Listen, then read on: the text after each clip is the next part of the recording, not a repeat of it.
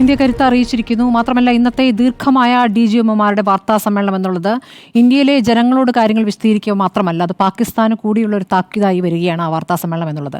അത് വളരെ ദീർഘമായിരുന്നു, 1.25 മണിക്കൂർ എന്നുള്ളത്. മാധ്യമങ്ങളുടെ ചോദ്യങ്ങൾക്കടക്കം മറുപടി പറഞ്ഞുകൊണ്ടുള്ള വിശദമായ വാർത്താ സമ്മേളനം.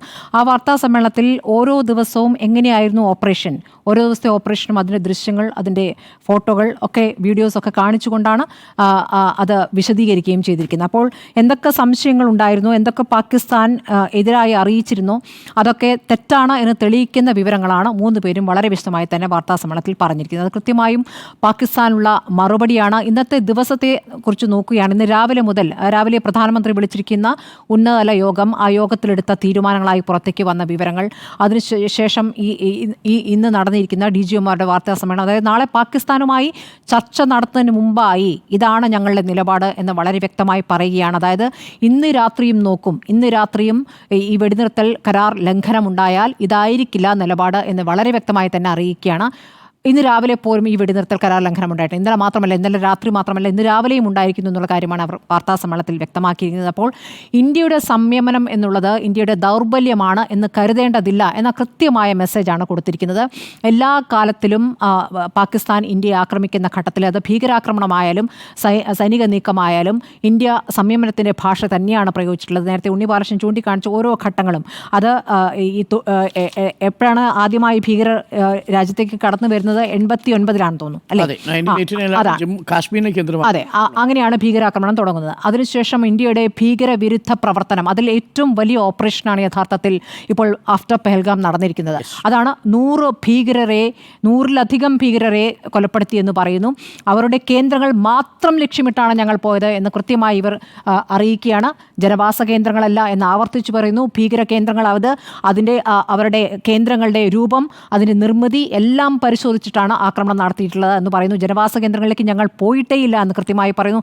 എന്തിന് പാകിസ്ഥാന്റെ സൈനിക കേന്ദ്രങ്ങളെ പോലും ലക്ഷ്യമിട്ടിട്ടില്ല എന്ന് വളരെ വിശദമായി തന്നെ ഇന്ത്യ വ്യക്തമാക്കിയിരിക്കുകയാണ്. അപ്പോൾ ഇത് കൃത്യമായ വിവരങ്ങൾ തന്നെയാണ്.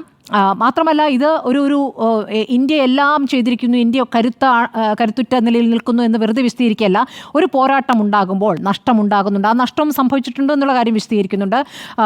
റഫാൽ യുദ്ധവിമാനത്തിൽ തകർന്നു എന്ന് ചോദിക്കുമ്പോൾ അതുണ്ടാകാം എന്ന് കൃത്യമായി ആ പേരെടുത്ത് പറഞ്ഞില്ലെങ്കിൽ കൂടി ഒരു ഏറ്റുമുട്ടലുണ്ടാകുമ്പോൾ നഷ്ടമുണ്ടാകും എന്നുള്ള കാര്യം പറഞ്ഞു. അതേസമയം ഇന്ത്യയിലെ പൈലറ്റുമാരെ പിടിച്ചു വെച്ചു എന്നുള്ള വാർത്ത തെറ്റാണ്, എല്ലാവരും മടങ്ങിയെത്തി എന്നുള്ള കാര്യം വിശദമായി പറയുകയാണ്.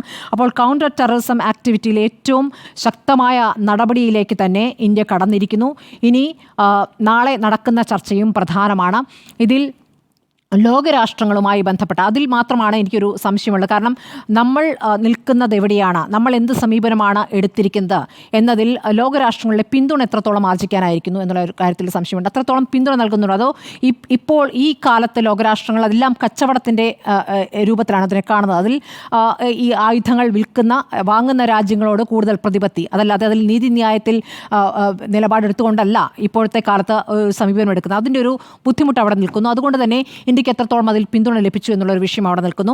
അപ്പോൾ പ്രധാനമന്ത്രി ഇന്ന് ശക്തമായി അടിച്ചാൽ ഇരട്ടി അടിക്കണം എന്നുള്ള രൂപത്തിലാണ് തീരുമാനങ്ങൾ അറിയിച്ചത് എന്നാണ് നമ്മൾ അറിയാനാവുന്നത്. രാവിലത്തെ യോഗം, ആ യോഗവും വളരെ ദീർഘമായ യോഗമായിരുന്നു. അതിനുശേഷം നമ്മൾ കാണുന്ന ബ്രഹ്മോസിൻ്റെ യൂണിറ്റിൻ്റെ ഉദ്ഘാടനമാണ്.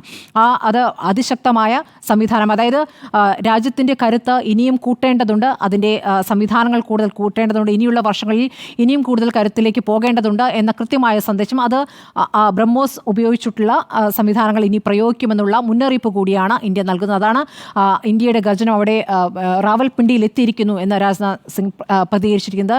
ഇതുവരെ ഈ തരത്തിലുള്ള പ്രതികരണങ്ങൾ നമ്മുടെ കേന്ദ്ര സർക്കാരിൽ നിന്നുണ്ടായിട്ടില്ല. സൈന്യത്തിന് എല്ലാം വിട്ടുകൊടുക്കുകയും സൈന്യത്തിന് തന്നെയാണ് വിട്ടുകൊടുത്തിരിക്കുന്നത്. വാർത്താ സമ്മേളനത്തിലും സൈന്യം തന്നെയാണ് കാര്യങ്ങൾ പറയുന്നത്. പക്ഷേ ഇന്ന് ഒരു പ്രധാനപ്പെട്ട പ്രതികരണമായി പ്രതിരോധ മന്ത്രി അക്കാര്യം അറിയിച്ചിരിക്കുന്നു എന്നുള്ളത് അത് കൃത്യമായ മെസ്സേജാണ്, പാകിസ്ഥാനുള്ള മെസ്സേജാണ്.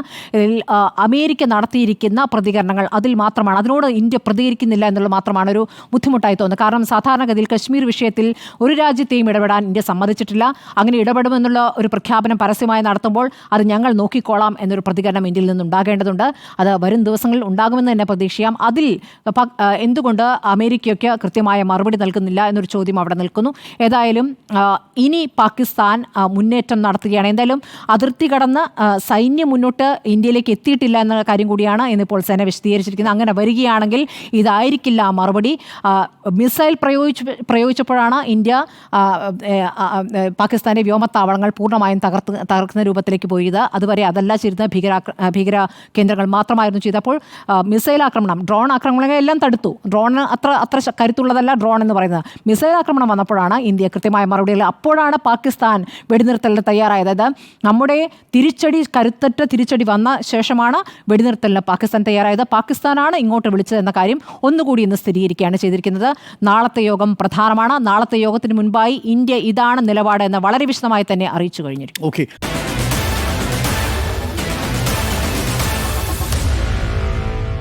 Meet the editors.